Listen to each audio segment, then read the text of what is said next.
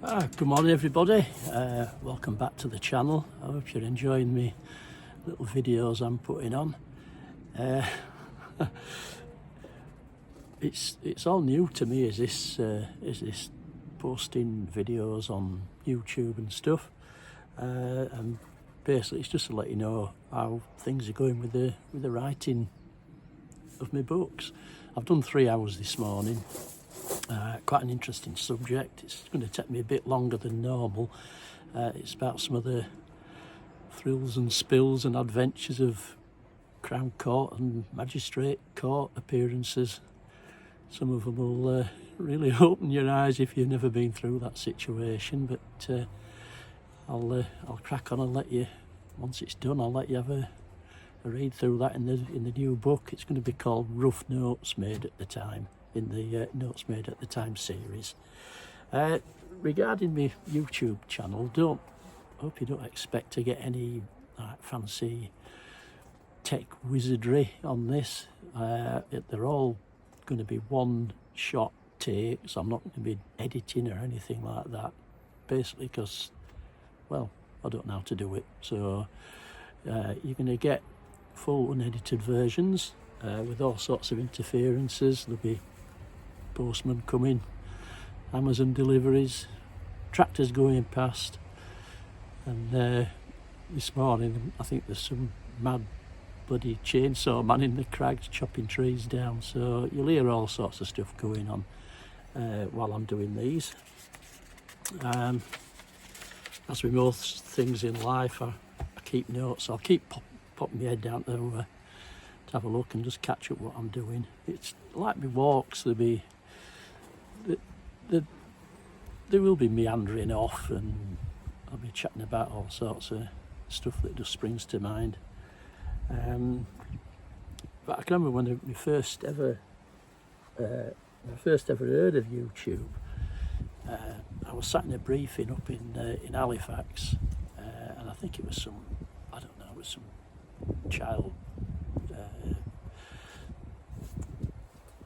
some sort of child protection thing, where these step parents had done a runner with a kid, and the WPC doing the briefing said, "Oh, they've said on YouTube this and they've said on YouTube that, and it's all on YouTube. There's images of them doing this and images of them setting off on trips somewhere," and it were all a bit of a mystery to me, and I just piped up, "Well, what's YouTube?"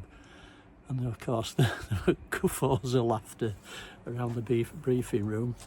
I'd never heard of it.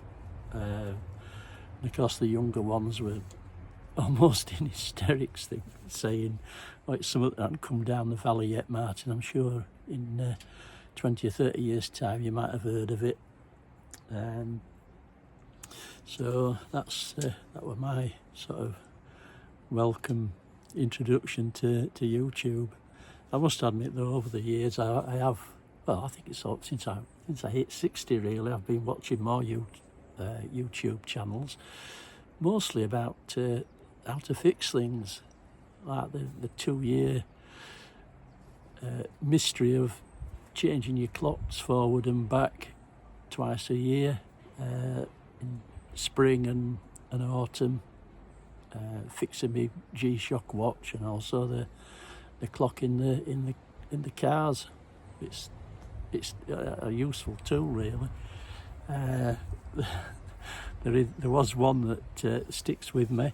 How to unblock a toilet using a mop and an old Tesco's carrier bag. I'll leave that to your imagination. Anyway, that sort of stuck with me, and it did work. It just caused some pressure down the toilet, and away the blockage went, whatever it was. Right, let's have a look. What else have I put down here? Yeah, I think once I hit 60, I sort of got a bit disillusioned and cheesed off with all the news channels spouting the theories and the fears, and trying to frighten everybody really about everything. They probably are a thing, or there's probably some truth in it, but it's just making things a lot worse, really. The one about global warming and tides, with flooding everywhere. One about Russia and China and people invading the country in rubber boats and all this stuff. And I think it's basically just to control and frighten everybody. They rule by fear. And like I say, once I hit 60, I'd stop shouting at the news channels, stop shouting at the telly.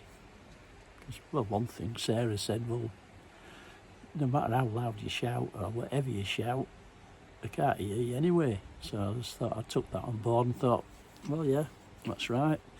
I find it a lot less stressful, just watching what I want to watch, really. And if I need any help on any sort of subject, even sort of doing these YouTube channels and